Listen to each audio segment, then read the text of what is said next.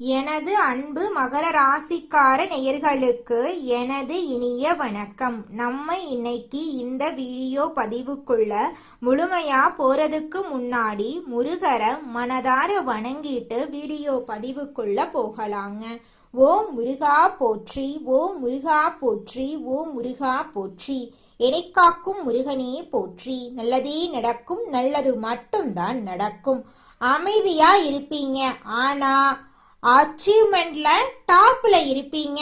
நீங்க தாமதமா வந்தாலும் தரமா வெல்லுவீங்க. வாழ்க்கையில உங்க உழைப்புக்கேற்ற வருமானம் நிச்சயமா இந்த காலகட்டத்துல உங்களுக்கு கிடைத்தே தீருங்க. அதுல துளி கூட மாற்றமே கிடையாதுங்க. அடுத்தவங்க செய்ய முடியாதுன்னு ஒதுக்கி வச்ச காரியத்தை கூட அழகா திட்டம் தீட்டி முயற்சி பண்ணி அந்த காரியத்துல வெற்றி அடையக்கூடியவங்களா நீங்க இருக்கீங்க. அனைத்து உறவுகளுக்கும் எனது அன்பான தமிழ் புத்தாண்டு நல்வாழ்த்துக்களுங்க. இந்த தமிழ் புத்தாண்டு பராப வருஷம் பிறந்திருக்கு. ஒவ்வொரு தமிழ் புத்தாண்டுலையும் ஜாதக ரீதியா ஜோதிடத்துல கட்டங்கள்ல நிறைய மாற்றங்கள் ஏற்படும். அதுல இந்த காலகட்டத்துல சூரியன், சந்திரன், அங்காரகன், புதன், குரு, செவ்வாய், சுக்கிரன், சனி, ராகு, கேது ஆகிய கிரகங்கள் இந்த வருஷத்துல எப்படி சஞ்சாரம் செய்ய போறாங்க, அதற்கு எப்படி நமக்கு பலன்கள் கிடைக்க போறது அப்படிங்கறத பத்தி இப்ப நாம தெரிஞ்சுக்க போறேங்க. விதவிதமான யோசனைகளை இப்ப நான் சொல்ல போறேங்க. நல்லா கவனிங்க. யோசனைகளை சொல்ல போறேன், பிடிச்சவங்க அதை பின்பற்றுங்க. இதையே நம்ம தாரக மந்திரமா எடுத்துக்கிட்டு உள்ள போயிடலாங்க. அதுவே நமக்கு லாபமா இருக்குங்க. நமக்கு இந்த யோசனையெல்லாம் பிடிக்காதுங்க. அறிவுரை கிடையாது, எப்படி நடந்துக்கணும்னு அறிவுரை கிடையாது. யோசனைங்கிறது நம்ம வெற்றி பெறதுக்கு ஒரு அழகான பாதை. நம்ம ஒரு புத்தாண்டு அப்படின்னா என்ன பண்ண போறோம்? நல்லா கவனிங்க. காலையில எழுந்திருக்கிறோம், நியூ இயர் தமிழ் புத்தாண்டு காலண்டரை கிழிப்போம். அவ்வளவுதான்.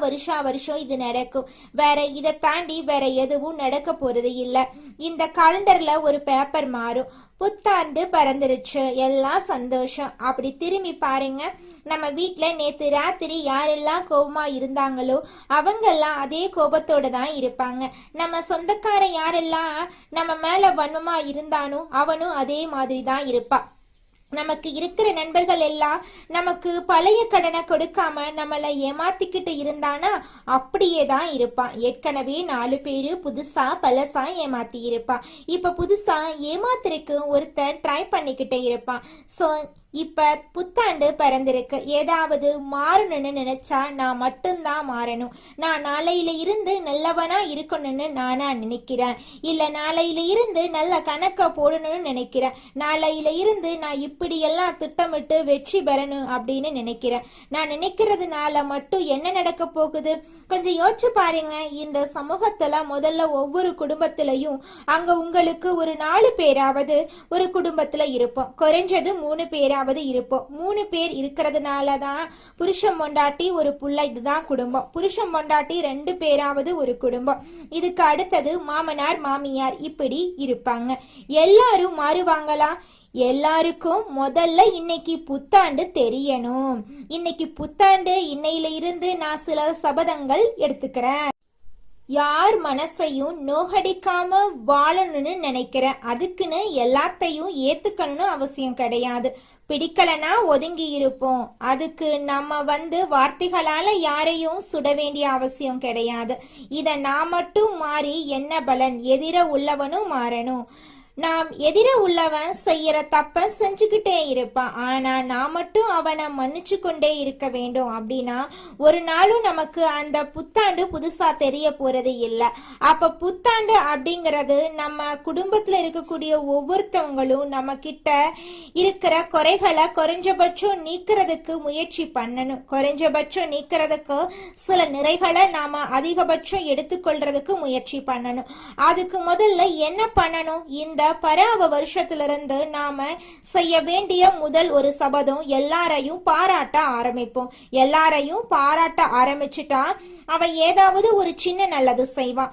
அப்பா ஒரு நல்லது செய்வாரு, அம்மா ஒரு நல்லது செய்வாங்க, பையன் ஒரு நல்லது செய்வாங்க, இப்ப தன்னுடைய மாமனார் மாமியார் ஒரு நல்லது செய்வாங்க, மருமகன் மருமகள் தாத்தா பாட்டி எல்லா உறவுகளும் நண்பர்கள் நம்மளுடைய முதலாளி நம்மளுடைய தொழிலாளி ஏதோ ஒரு நல்லது செய்வாங்க. அவங்கள அதை பார்த்து பாராட்ட ஆரம்பிப்போம். பாராட்டக்கூடிய மனம் அப்படிங்கிறது வருகிறதோ மகிழ்ச்சி தானா வந்துடும். மகிழ்ச்சி தானா வரும் பொழுது இந்த புத்தாண்டு சிறக்க ஆரம்பிக்குங்க. புத்தாண்டுடைய பிறப்பே மகிழ்ச்சியுடைய நிலைத்தன்மையில தாங்க இருக்கு. உங்க வாழ்க்கையில நல்லதெல்லாம் இந்த புத்தாண்டிலிருந்து அடுக்கடுக்காக நடக்க போகுதுங்க. அப்ப இன்னையிலிருந்து நம்ம என்ன பண்ண போறோம்? உலகம் முதல்ல மாறும். அப்படின்னா தான் முழு புத்தாண்டையும் நம்மளால அனுபவிக்க முடியும். நான் மட்டும் மாறிட்டு புத்தாண்டை முழுசா அனுபவிக்க முடியாது.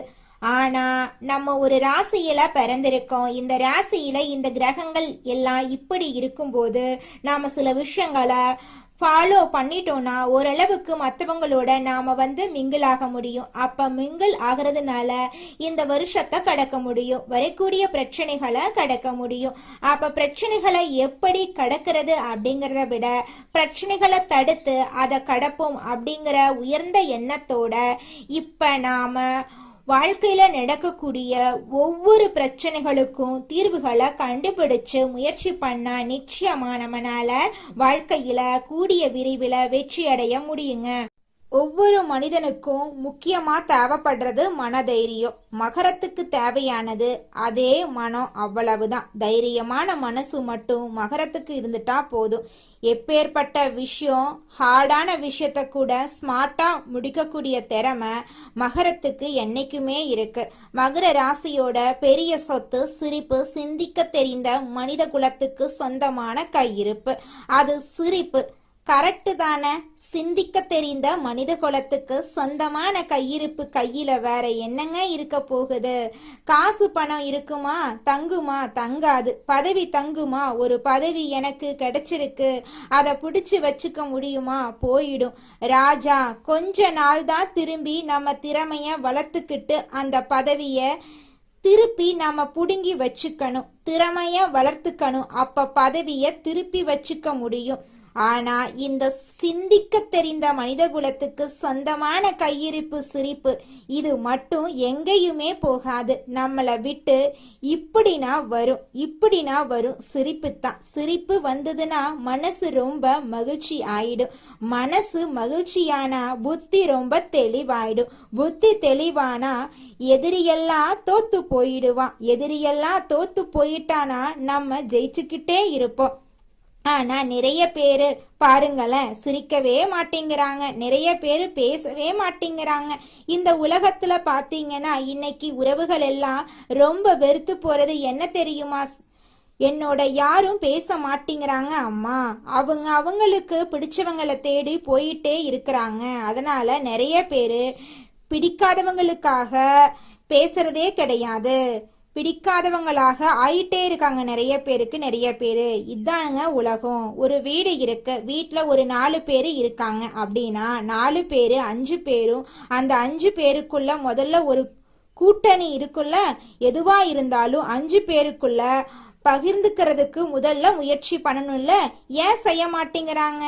இவனுக்கு 5 பேரை தாண்டி 6ஆவதா யாரு கிட்டையாவது அதை சொன்னாதான் பிடிக்கும். இப்படி ஒவ்வொருத்தவங்களும் இன்னொரு நபரை தேட போகும்போது அந்த இடம் வெற்றிடமா மாறுது.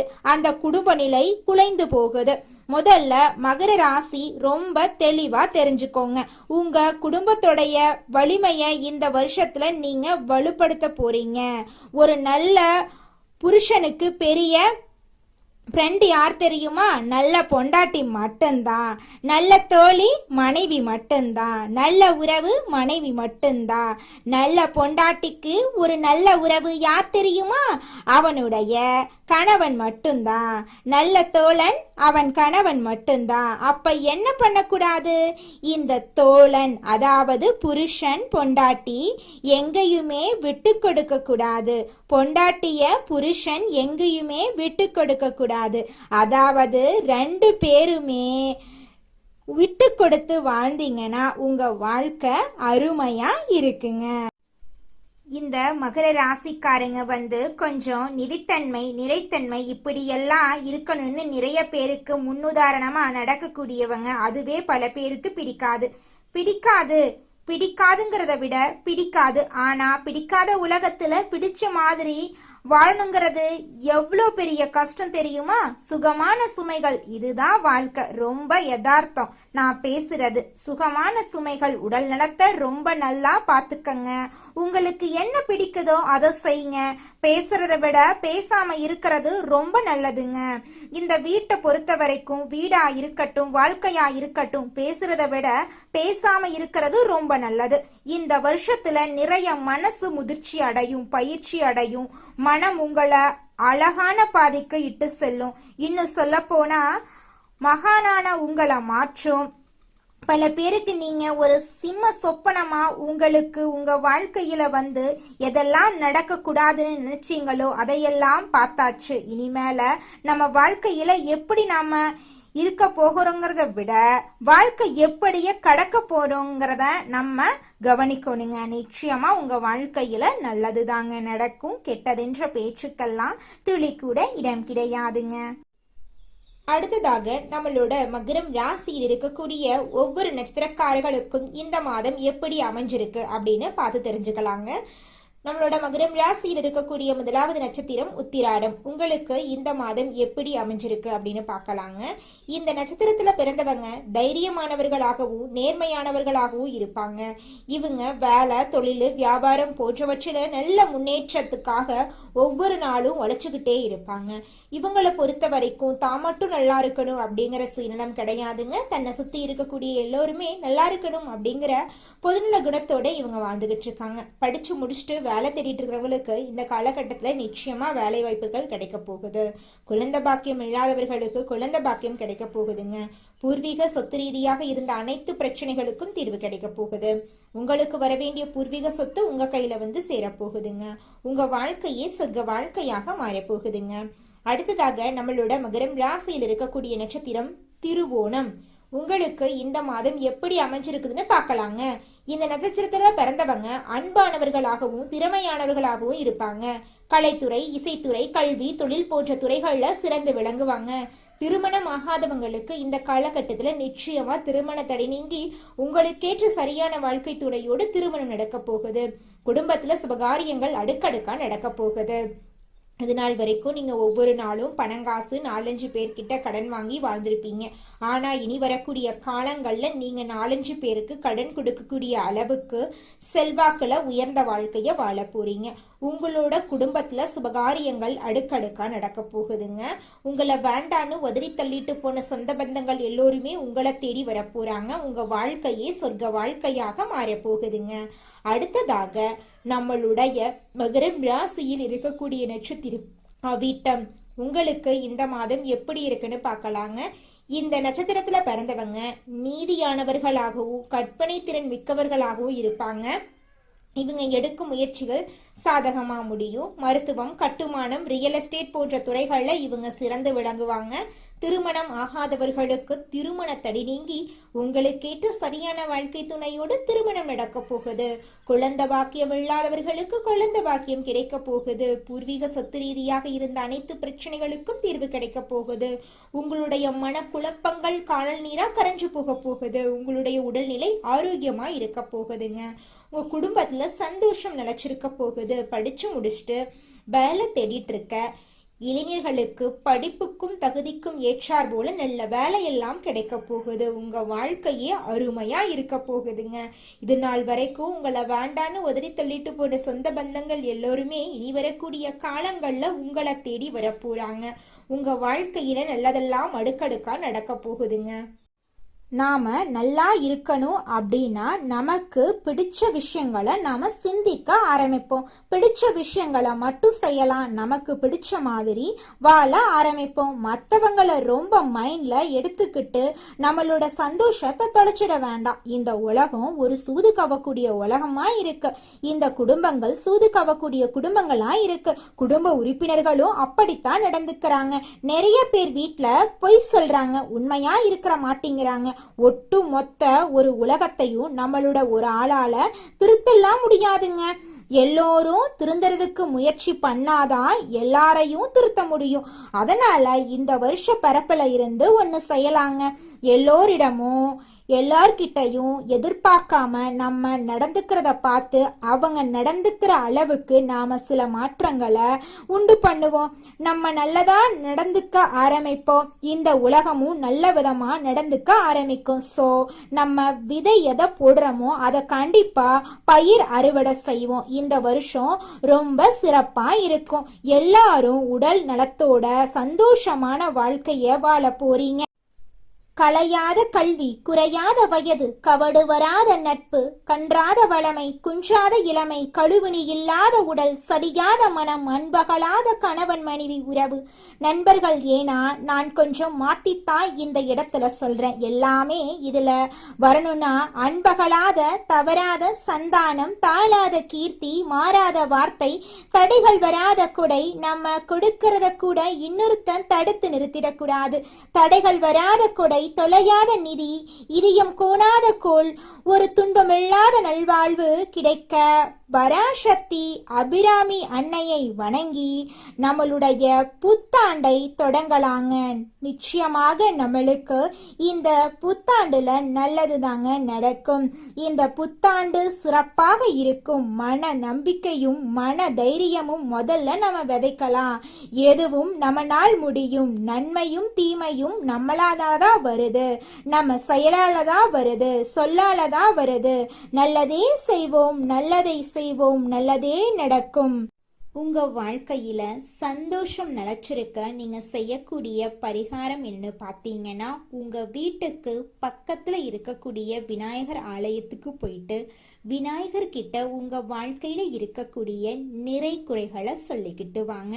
கூடிய விரைவில் உங்க வாழ்க்கையில இருக்கக்கூடிய அனைத்து பிரச்சனைகளும் காணல் நீரா கரைஞ்சு போயிருங்க. வினை தீர்ப்பான் விநாயகர்னு சொல்ற மாதிரி நிச்சயமா விநாயகர் உங்க வாழ்க்கையில் இருக்கக்கூடிய அனைத்து பிரச்சனைகளையும் காணல் நீரா கரைய செஞ்சிருவாருங்க. நன்றி, வணக்கங்க.